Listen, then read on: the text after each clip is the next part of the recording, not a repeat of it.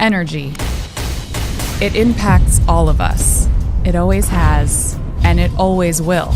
The manner in which we live our lives today and the standard of living that we have come to expect in this country relies deeply on our energy consumption in the United States. Our energy sourcing has increasingly relied on the use of natural gas through fracking traditional oil wells. Over 40% of the United States' energy consumption comes from natural gas.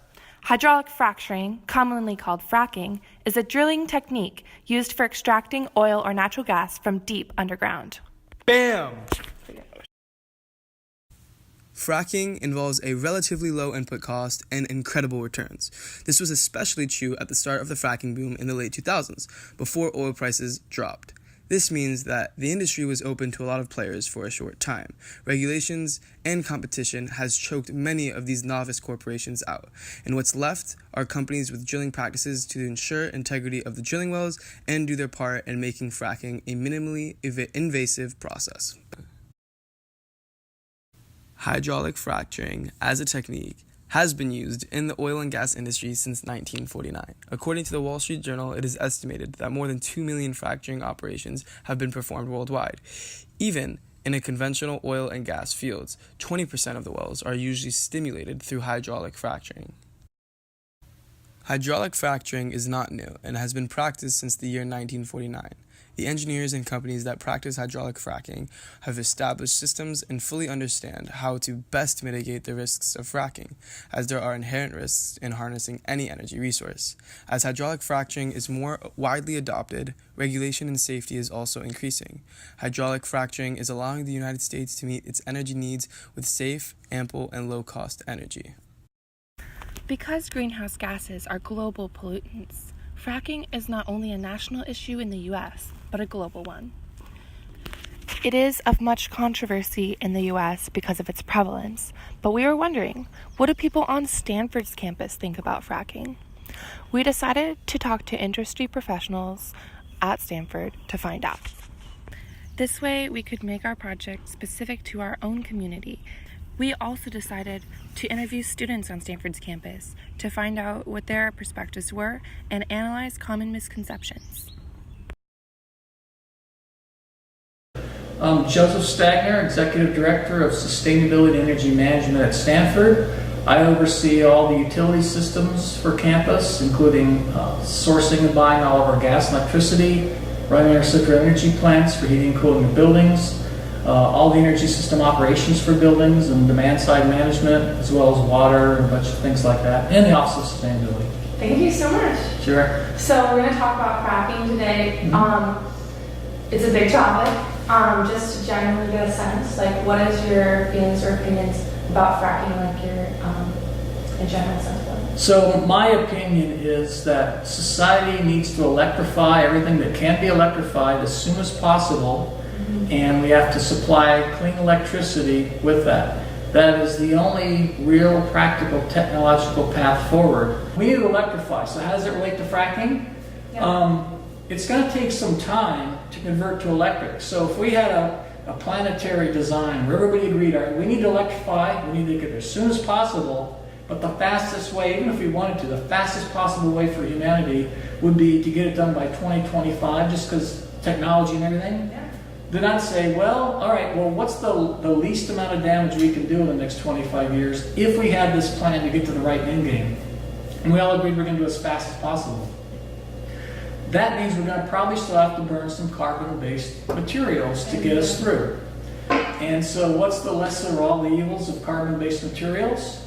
Very well could be natural gas. It's better than anything else I know of. In our current state of the way that we supply energy for the population of the United States, is that fracking is a part of that oil production and gas production. So is it a good thing? You know, it'd be nice if we didn't have to do it. But I think it's also a necessary thing for our economy. It'd be nice if we could come up with ways to get away from it, right? It's a trend. It's massively driven down the cost of natural gas, and it's a reality, right? And I think it's going to be a reality for a long time to come. Ways in terms of climate, in terms of air pollution, health, and in terms of just damaging the actual environment. The gas itself, from all the energy that goes into mining, transporting, refining, and using natural gas, causes about 5,000 premature deaths in the U.S. each year. And it's one of the major contributors to U.S. emissions that affect global warming. And of course, in the U.S. there are about 1.7 million active oil and gas wells and 2.3 million inactive ones. And together with the well, if you add the well pads, the roads, the storage facilities, these take up an area between 1 to 2% of the entire U.S. land area. So and there are 20,000 new wells drilled every year. Not all of them are fracked wells, but right now most, or a lot, or at least half of new wells are fracked wells. And these wells, 5% of them leak immediately, and 50% leak over their lifetime. They leak methane, and that leak methane can get into groundwater, can penetrate into people's fields, into people's houses, into their own water supplies. And so this is a really horrible way to use energy, extract energy, as well as to use energy, because there are other alternatives that are available, so you don't need fracking. So the bottom line is fracking is a horrible activity that it causes devastation of the countryside, causes the whole United States to become a big wasteland. So it's not a good thing, but we don't need it. I mean, we have the alternatives now that are cheaper. It is cheaper now to use solar and wind on a large scale with battery storage. So it's completely obsolete. It's an old fuel. It's like the horse. Even industry experts are at odds when it comes to fracking. Jacobson would say that fracking uses too much land area per energy produced, and that alternatives exist. However, others would disagree. Yeah, I mean, all our energy is destructive to the environment in one way or the other, right? We make a choice to balance our standards of living with applicable harm that we do as a society, right? So the question is, how much more or less harm fracking is doing to the environment, not criticizing it for the fact that it's doing damage to the environment. All resource extraction does damage to the local environment and potentially to a greater area as well. The question is, how do we balance that relative to what we get out of it? So I'd say to the critics is like, I'd say the critics have been upfront about this, right? Their complaint is that I guess fracking relative to the benefits, or however they decide to value the benefits, relative to environmental harm is not worth it, right? Not that like, hey, this is doing environmental harm. Of course it is. All our activities do environmental harm. The question is like, what's the cost-benefit analysis, right? Right. So. Okay, interesting. That really depends on your perspective, huh? Well, it's not depends on your perspective. It's like, what do you value? Like, what are you willing to tolerate? Right. What kind of harm are you willing to tolerate? To whom? How far away from you? How close to you, right? Like, do you care about environmental harm in your neighborhood? Do you care about environmental harm in your town? Do you care about environmental harm in your country? If we need a big chunk of carbon-based fuels to wedge down by 20 or 25 years until we all electrify, if we all agree to do it, then let's get that the cheapest and most sustainable way possible. I wish we could just electrify immediately with the way we want today, but we can't. So yes, I support acquiring natural gas domestically if it can be done in a very safe and responsible environmental manner. I don't want the availability of cheap domestic natural gas to sidetrack us from the end game of needing to get rid of it as soon as we can. So that does a very bad disservice to the U.S. economy and our people, in that it makes them forget what the challenges ahead of us. I'm sad that fracking started and so much cheap natural gas was found, because it's slowing down the migration to where we need to be inevitably. If it was done in the framework of, here's where we are, here's where we have to be, and we're sticking that no matter what, but we still need some gas, well then do it. It would have necessitated a lot more creativity and innovative work by engineers, scientists, politicians to find a way off of these volatile oil and gas. So I liked it when gas and oil were not plentiful and they're volatile. It forced us to find a better way. When it becomes cheap, it doesn't force it as fast. Now we're doing it because of climate change and our own good graces of some society trying to say it's smart You know, a lot of people say, I got all the gas I need. I don't have to invent any new ways of doing energy. I don't have to invent any new ways to be more efficient. Why should I? I got all this cheap gas. I can be inefficient as I want and do whatever I want. Today, to me, from a political perspective, yeah, you could say I wish sort of things, basically I would say like I wish electricity, energy were more expensive. That's my sort of non-answer to your question. Oh, that's really Is interesting. that I just feel like my electricity bills are so cheap that the extent to which I care and get involved in these issues is because I care about it for completely non-economic reasons. Yeah. Right? Like as a function of sort of like costs or anything like that, I could not care less. I live in a, 1,200 square foot apartment in San Francisco, family of 4. Our average monthly bill for gas and electricity is less than $20 a month. It's basically free. So Yeah. as far as sort of my preferences from an economic perspective, like where we get energy, like whatever's happening now, and California, we get a lot of gas that's, comes from the fracking lands, I guess, like, great. It's like super cheap for me to use as much energy as I want. But, would I be willing to pay more? Yeah, I would be willing to pay more, but that's like, but why pay it unless I have to? So I basically have to make like the political choice that I'm going to want to pay more because I value something else. Yeah. Right? So as I'm sure you know, natural gas there's a large part of the United States' energy consumption, right? It takes up a pretty large sector. So what alternatives could we be using that's like Good question. energy and economically like sustainable? Well, right now, onshore wind and utility scale solar are cheaper than natural gas, so there's no more reason to use gas at all. So it should be phased out entirely. But okay, batteries plus solar or batteries plus wind are now cheaper than gas as well. So there were in Colorado, for example, there were around 70 bids for power purchase agreements recently, where the bids were for combinations of wind and batteries, and solar plus batteries, and then some were like wind and solar and batteries. And those were on the order of 3 cents a kilowatt hour combined. That's interesting. I've never heard of that. So I guess why aren't people or companies taking advantage of the fact that it's now cheaper? They are. That's my point. It's like taking over. It's growing. California is not going to have any new natural gas for peaker. The subject of fracking is not cut and dry. Even proponents of the industry still have reservations about it.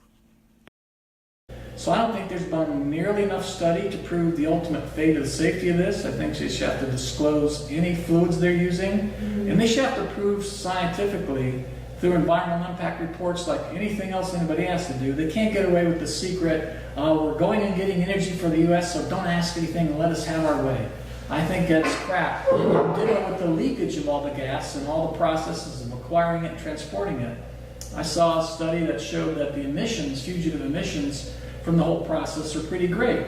And some fracking guys are now saying, I agree to that, we're going to do lots of measures, to capture the stuff, the wellhead, they'll have leaky pipes, and others aren't doing so well. But of course, the methane's 6 times or something more potent than CO2, so, So I feel if you regulate it properly, put it through strong scientific and engineering rigor, and administered it like you do everything else practical, that getting natural gas to get us through until we are, that's valid, we should do it. I'll publish this on the camera. You got to think of another metaphor for it because I couldn't, but fracking to me is like drinking your own piss in the desert. You got yourself in a place you don't want to be. Yeah. You need to survive, so you have to do something you don't want to do. But you should only do it until you finally get to where you want to go. Then you're not going to keep doing it, right? Right. That's fracking. Let's do it as long as we need to get to safety. Let's not delay getting to safety just because we have urine to drink. Let's get there and let's be done with it. While Jacobson's opinion differs from the other experts we interviewed, one thing remains in common. Zero reliance on carbon-based fuels is the ultimate goal. The difference comes from the methodology they prefer to achieve it. Stagner sees fracking as an effective means of easing the transition to zero carbon-based fuels in the long run.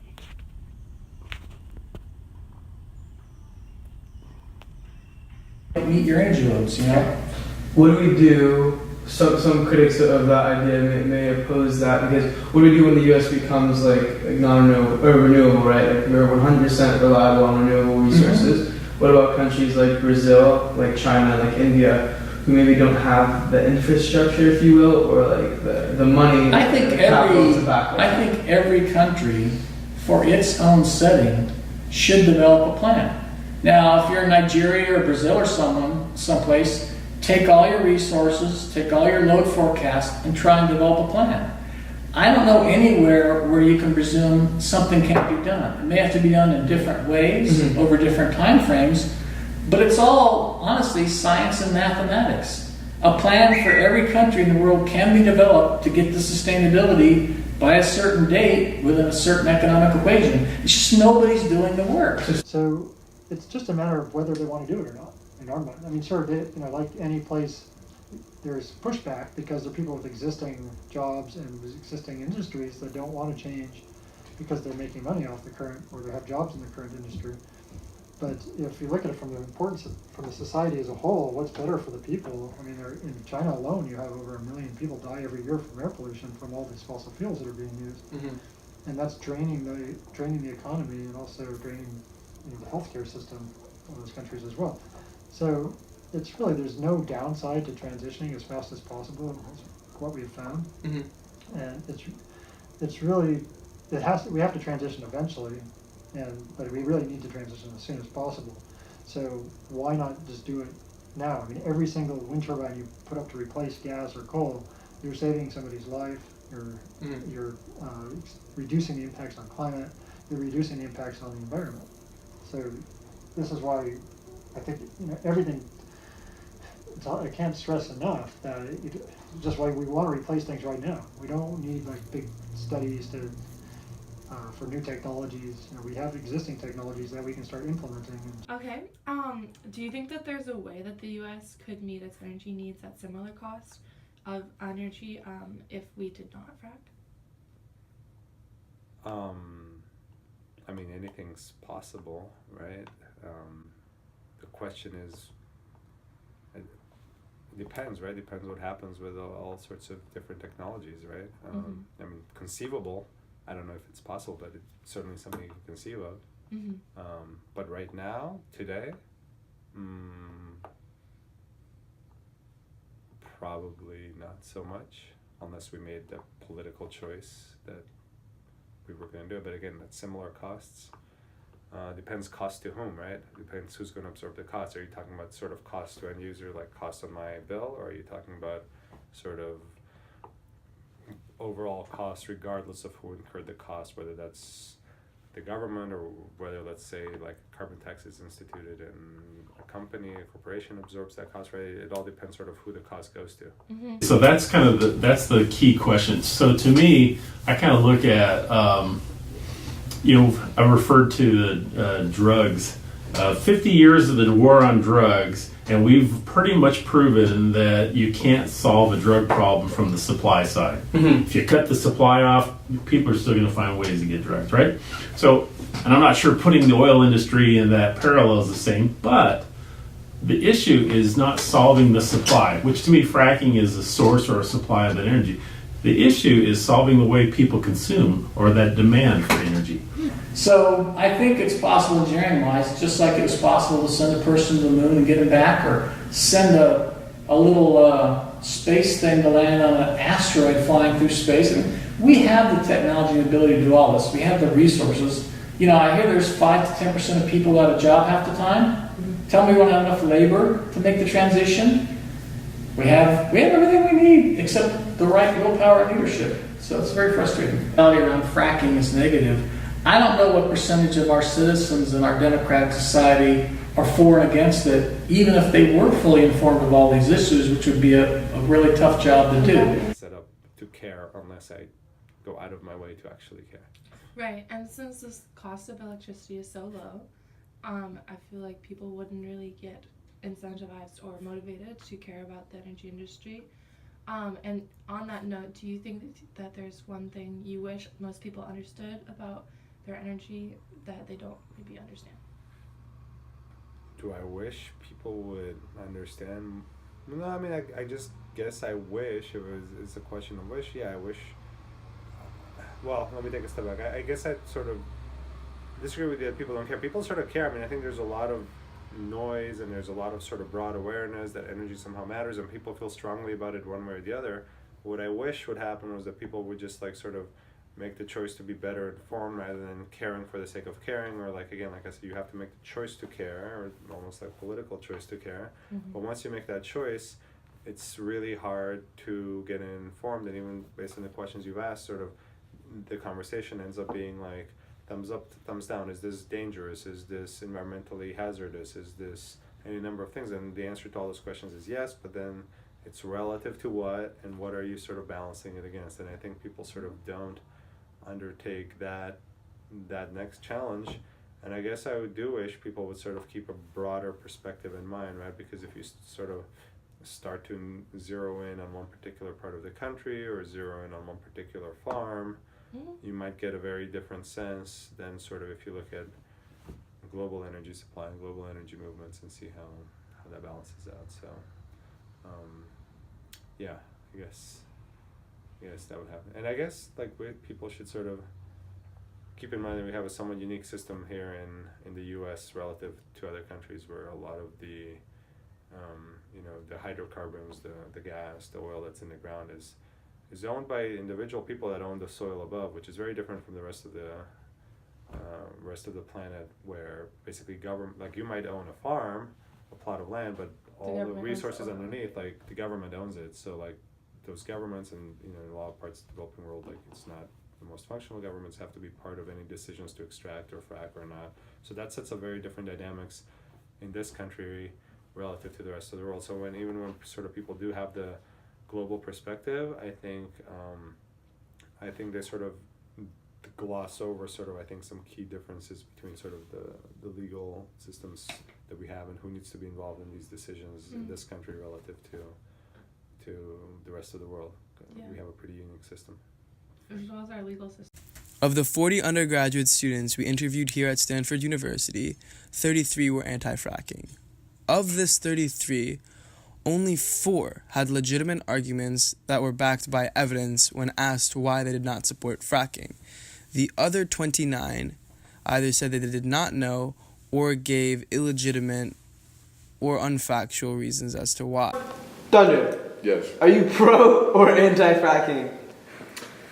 Anti-fracking. Why are you anti-fracking? I think it is bad for the environment. And why is that? It's bad for water sources, I think.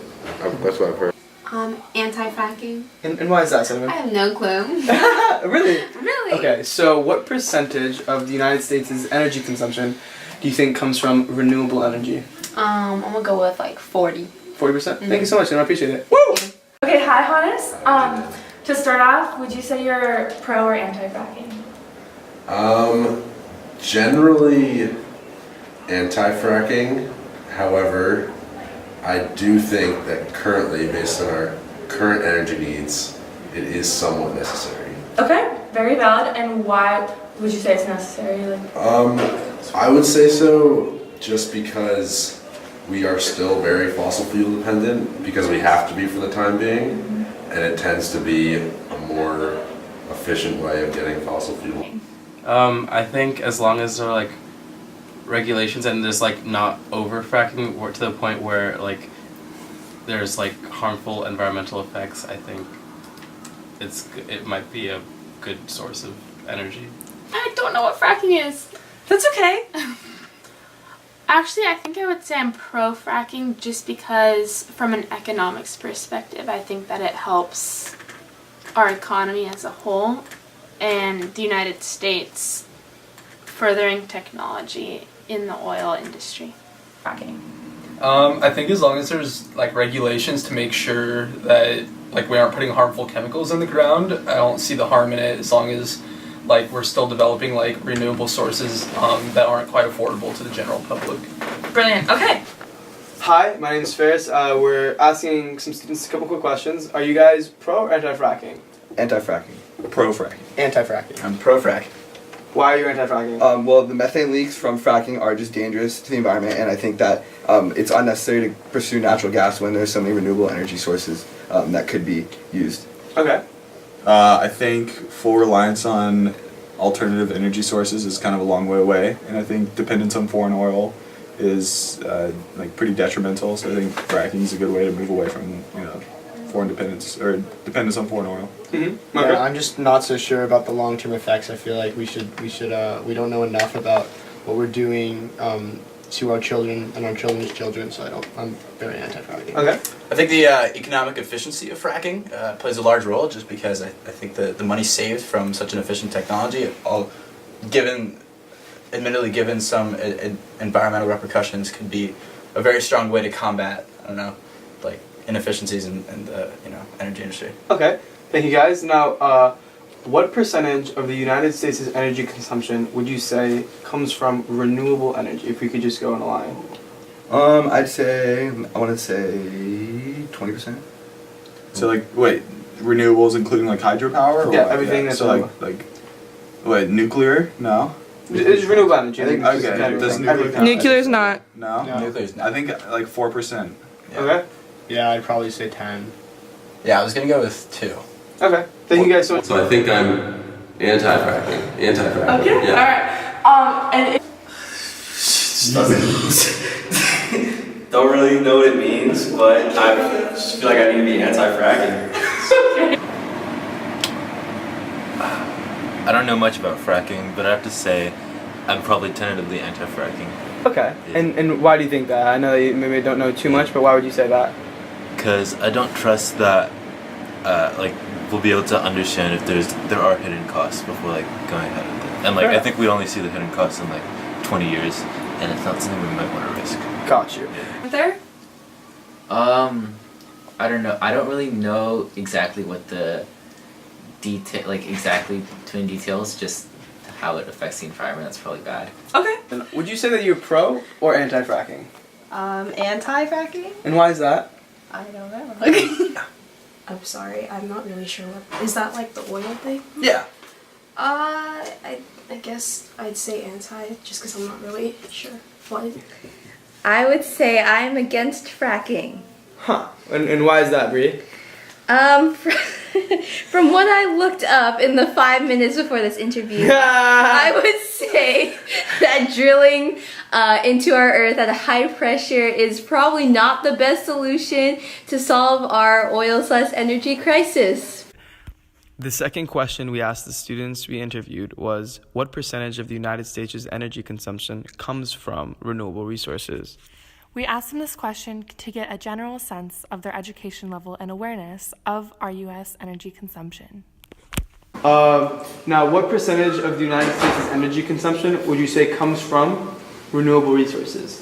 I do not know. If you had to take a guess. 10%? Mm-hmm. All right, thank you. What would you throw out there? 17. 17%. Okay, thank you so much. That's it. Resources.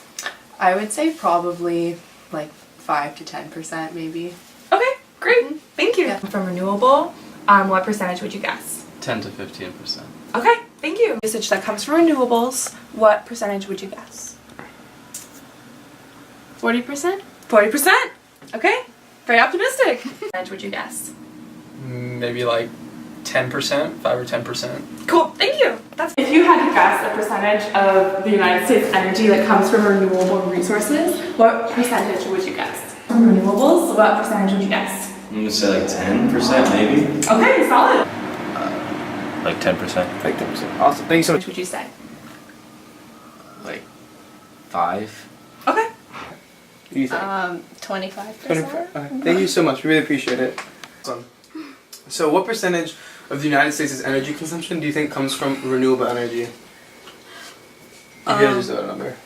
15. 15%? Ooh, I would say 20%. 20%. Go with 40. 40%? Thank you so much, and I appreciate it. Woo! Of the 40 undergraduate students we interviewed at Stanford University, only 10 students guessed within 5 percentage points of the correct answer. Only 15% of the United States' energy consumption comes from renewable resources, and the average answer from the Stanford students was 24%. This shows the distortion that students have on the energy consumptions here in the United States.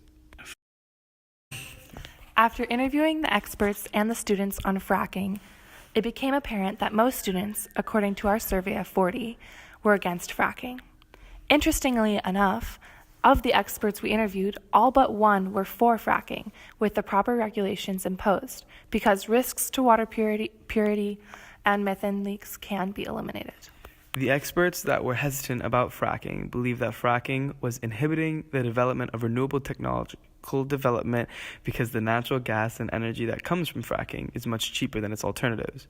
Because of the low price of energy and prevalence, natural gas prevents the investments and transitions to renewable resources.